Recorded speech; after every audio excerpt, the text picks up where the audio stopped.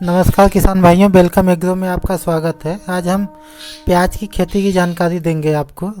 आप एक प्याज की खेती करके एक अच्छा उत्पादन और अच्छा मुनाफा आप कैसे ले सकते हैं।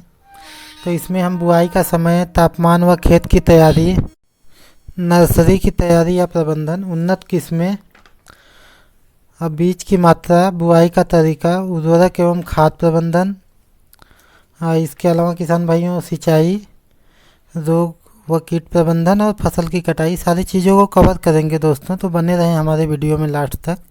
अगर आप हमारे चैनल पर नए हैं तो चैनल को सब्सक्राइब और वीडियो को लाइक ज़रूर करें दोस्तों, क्योंकि बहुत ही अच्छी जानकारी इस पर मिलेंगी आपको खेती से संबंधित। तो शुरुआत करते हैं बुआई का समय। तो प्याज की बुआई तीनों सीजन में की जाती है, खरीफ में, रबी में और जायद में, तीनों सीजन में आप कर सकते हैं। और ख़रीफ में जो इसकी बुआई का समय है किसान भाइयों, 1 जून से 15 जुलाई के बीच होता है। और फसल अवधि की बात करें तो 95 से 120 दिन की फसल अवधि होती है। और रबी में जो बुआई का समय है 1 अक्टूबर से 20 दिसंबर तक आप इसकी बुआई कभी भी कर सकते हैं। और फसल अवधि की बात करें तो 100 से 130 दिन की फसल अवधि होती है।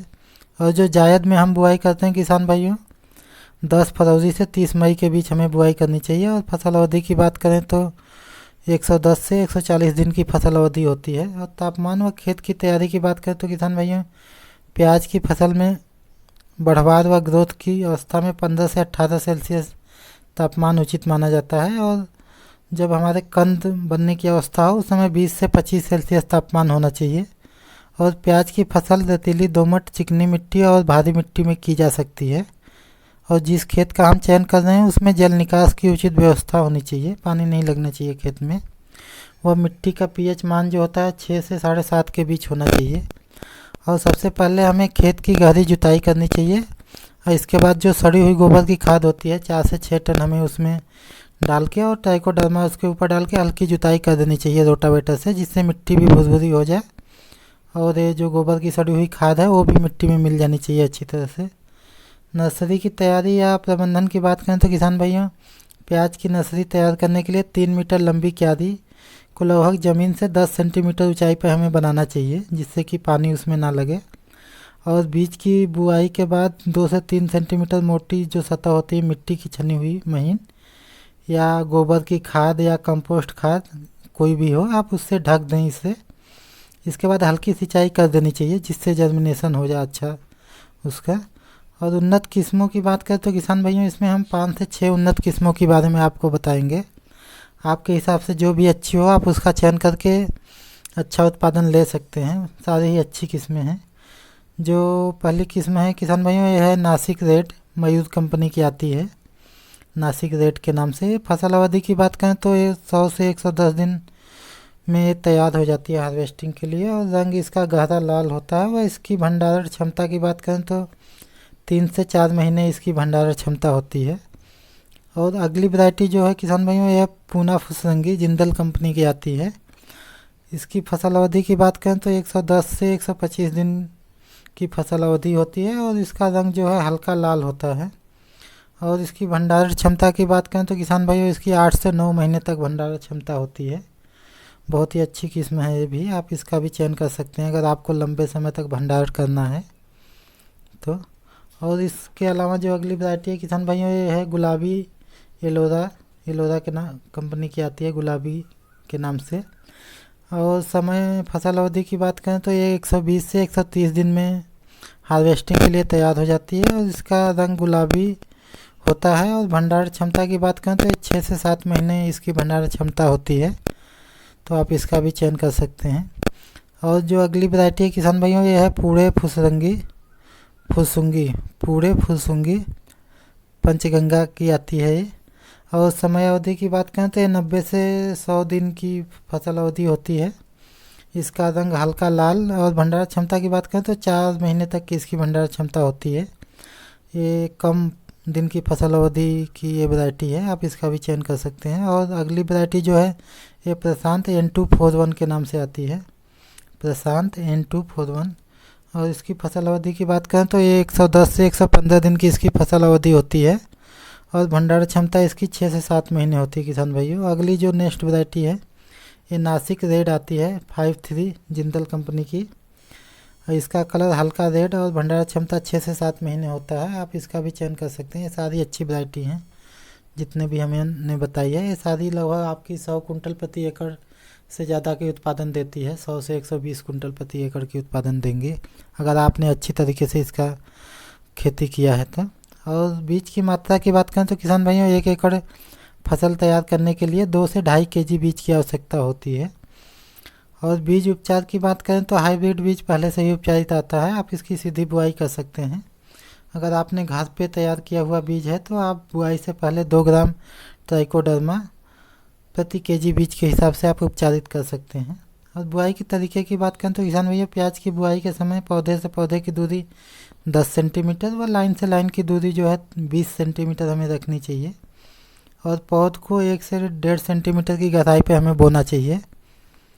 उर्वरक एवं खाद प्रबंधन की बात करें तो किसान भाइयों प्याज की फसल बुआई के समय 1 एकड़ खेत में 6 से 8 टन सड़ी हुई गोबर की खाद और 2 से 3 KG trichoderma, 6 KG carbofuran, 50 KG DAP, 30 KG MOP muriate of potash और 25 केजी यूरिया हमें देना चाहिए। और 4 से 5 केजी सल्फर का भी इस्तेमाल करना चाहिए जिससे फंगस जनित बीमारियां नहीं होंगी। और इसके अलावा बुआई के 10 से 15 दिन बाद की बात करें तो किसान भाइयों 10 ग्राम NPK 19-19 जो वाटर सलूबल आता है खाद 1 लीटर पानी के हिसाब से घोलकर हमें स्प्रे करना चाहिए। और बुआई के 30 से 35 दिन बाद 25 केजी नाइट्रोजन का हमें इस्तेमाल करना चाहिए। रोग व कीट नियंत्रण की बात करें तो किसान भाइयों प्याज में झुलसा रोग जिसे ब्लाइट बोलते हैं, बैगनी धब्बा, पर्पल ब्लोच जिसे बोलते हैं, और पाउडरी मिल्ड्यू, जड़ सड़ने की समस्या, आर्द्र गलन, पौधे गलने लगते हैं, इन सब ये सारी समस्या और थ्रिप्स की ये सब समस्या देखने को आपको मिलेंगी। तो जो फंगस जनित बीमारियां हैं जैसे ब्लाइट हो गया, पर्पल ब्लोच, जड़ सड़ने की समस्या, आर्द्र गलन रोग, पाउडरी मिल्ड्यू, इन सब के लिए जो हम दवा बता रहे हैं फंगिसाइड 4-5 फंगिसाइड का नाम बताएंगे। आप इसमें से कोई भी एक इस्तेमाल करके इस पर कंट्रोल पा सकते हैं। जो पहले नंबर की दवा है किसान भाइयों ये अमिस्टोर टॉप है, सिजेंटा कंपनी की आती है। इसमें एजेस्ट्रोबिन 18% और डाइफेनाकोनाजोल 11% होता है। इसका आप इस्तेमाल कर सकते हैं 2 ml प्रति लीटर के हिसाब से, बहुत ही अच्छी दवा है। और दूसरी जो दवा है ये बायर कंपनी की नेटिवो के नाम से आती है जिसमें टेबुकोनाजोल 50% और ट्राइफ्लॉक्सीस्ट्रोबिन 25% होता है। इसका 1 ग्राम प्रति लीटर के हिसाब से स्प्रे करना है, ये भी बहुत अच्छी दवा है। और जो तीसरी दवा है किसान भाइयों ये रिडोमिल गोल्ड है, सिजेंटा कंपनी की आती है जिसमें मेटालेक्सिल 4% और मैनकोजेब 64% आता है। ये 2 से 3 ग्राम प्रति लीटर के हिसाब से आपको इसका स्प्रे करना है। और जो चौथी दवा है ये फोलिकोर के नाम से आती है, बायर की फोलिकोर के नाम से, जिसमें टेबुकोनाजोल 25% होता है। इसका 2 ml प्रति लीटर के हिसाब से आपको स्प्रे करना है, ये भी बहुत अच्छी दवा है। जो भी दवा हम बता रहे हैं किसान भाइयों इसमें स्प्रेडर आपको जरूर मिलाना है, बिना स्प्रेडर के कोई भी दवा स्प्रे नहीं करना है।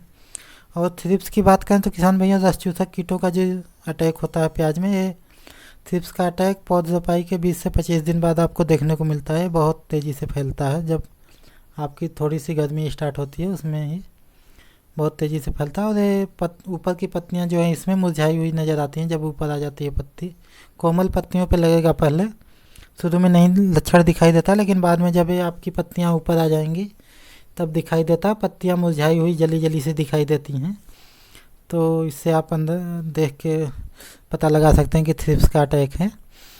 और इसके लिए जो हम पहली दवा बता रहे हैं किसान भाइयों ये है लैम्डा साइलोथ्रिन, कराटे के नाम से आती है सिजेंटा कंपनी की, जिसमें लैम्डा साइलोथ्रिन 5% इसी के फॉर्म में होता है। और इसके साथ ही आपको जंप लेना है, बायर का जो जंप आता है, लैम्डा साइलोथ्रिन जो लेना है आपको 2 ml प्रति लीटर प्लस जंप 3 ग्राम प्रति 15 लीटर पंप के हिसाब से दोनों मिलाकर स्प्रे करना है। और जो दूसरी दवा का हम नाम ले रहे हैं किसान भाइयों यह है लेंसर गोल्ड UPL कंपनी का जो आता है, और इसके साथ प्रोफेक्स सुपर दोनों मिला के एक साथ ही स्प्रे करना है। ये भी बहुत अच्छी दवा है, थ्रिप्स पे काम करेगी। अगर इससे नहीं कंट्रोल हो रहा तो किसान भैया जो हम दवा अगली दवा का नाम बता रहे हैं वो बहुत ही अच्छी दवा है। आप इसमें 2 दवा का नाम बताएंगे, इनमें से कोई एक दवा का आप स्प्रे कर सकते हैं, बहुत ही अच्छा रिजल्ट है, 100% कंट्रोल हो जाएगा। जो इसमें अगली दवा है डेलीगेट है, डाउ कंपनी की जो आती है।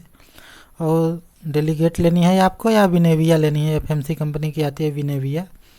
अगर आप डेलीगेट का स्प्रे कर रहे हैं तो 20 ml प्रति 15 लीटर पानी के हिसाब से स्प्रे करना है। अगर बिनेविया ले रहे हैं तो 3 ml प्रति लीटर के हिसाब से आपको स्प्रे करना है, कंट्रोल हो जाएगा 100% थ्रिप्स का। और सिंचाई की बात करें तो किसान भैया प्याज की फसल में पहली सिंचाई रोपाई के तुरंत बाद हमें करनी चाहिए।